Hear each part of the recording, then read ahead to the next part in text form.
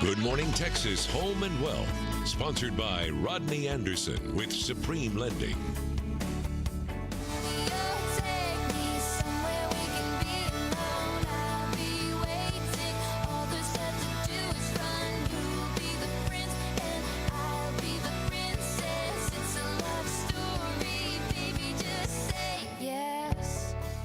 As the housing market picks up, and it is Valentine's Day, many people have fallen in love with their dream home or thoughts of a dream home. But before you go too far, there are some steps that you must do before you fall too deep in love. Like, do you need a mortgage or a marriage license on that house? Mortgage expert Rodney Anderson is here with us this morning to really break it down, because before you fall, you got to do a few things. So start with the first thing you need to do, Rodney. Well, here's the first thing that you need to know is you need to know your and your spouse's credit score. It's amazing to me how many people will know their Social Security number by heart. They have memorized it.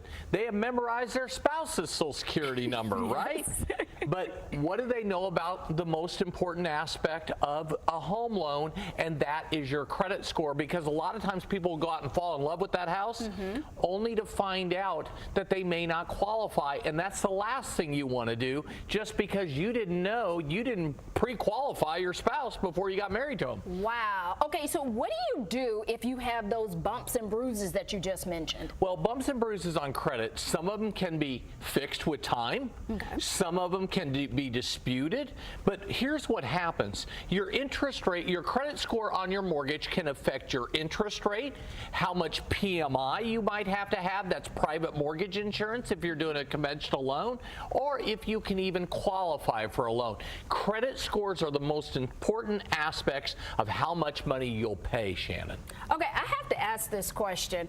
I know you mentioned credit score. How many people walk into your office, they have no idea what their credit score is, and they surely don't have a clue what their spouse's credit score is? Well, a tremendous amount.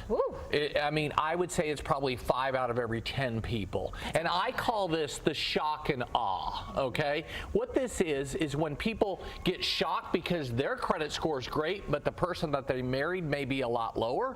Also, many people don't even know what their spouse makes. I had a client the other day, and I said, "What is your husband's income?" She said, "I have no clue whatsoever." Oh my. And she guessed it was about 40,000, and he made 75,000.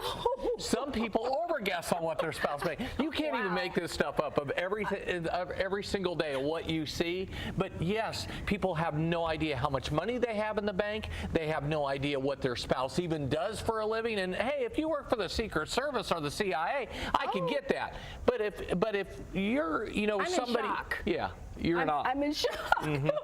Okay, what are some of the factors that go into getting pre-approved? Because if you don't know what they do, this is going to be a shock too. Yeah, first of all, we need to see how much you make, and income is everything, because if you're self-employed, we need to see tax returns. If you're bonus or commission, we need to see paycheck stubs. We need to verify everything before you go out and find that house. Secondly, we need to know what your credit score is. And third, we need to find out where your money is coming at for your down payment, your closing cost, and all those things to make sure that you fit all the guidelines of getting a home loan. See, a lender's job is to say yes. We want to say yes every single time. We just want to make sure we're in the perfect position to say yes on your loan, because a lot of people may not be able to qualify right now, but they will be able to in 6 months or a year or something like that. Wow. One most important thing that people need to do before they fall deep in love with any home. Well, the first thing to do, get pre-approved up front, and then after you get pre-approved, know what type of loan is best for you, know what your payments are going to be, know what your closing costs are going to be, know how much money you're going to need, and then go out and get a fantastic realtor, because real estate is a team sport with your lender and your realtor. If you think you can just do it on your own, that's where it costs people a lot of money. What you can do if you have more questions is give Rodney a call at 1-800-EXPRESS or go to rodneyanderson.com for more information.